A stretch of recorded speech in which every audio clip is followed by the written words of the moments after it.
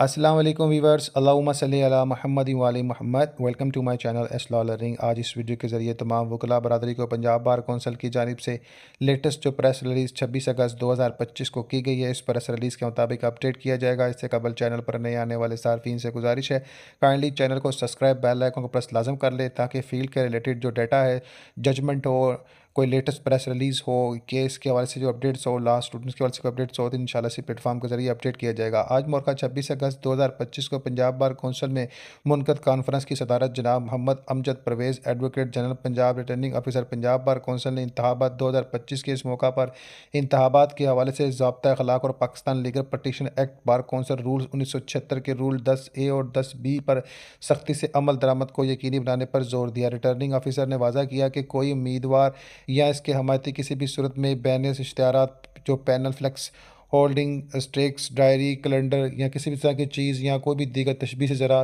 इस्तेमाल नहीं करेगा। उम्मीदवार सिर्फ ज़ाती मुलाकात ख़त या 3.5 इंच के साइज़ के विजिटिंग कार्ड के ज़रिए अपने वोटर से रब्ता कर सकता है। किसी भी उम्मीदवार या इसके हमायती को असले की नुमाइश करने या वोटर्स के घर जाकर वोट मांगने की इजाज़त ना होगी।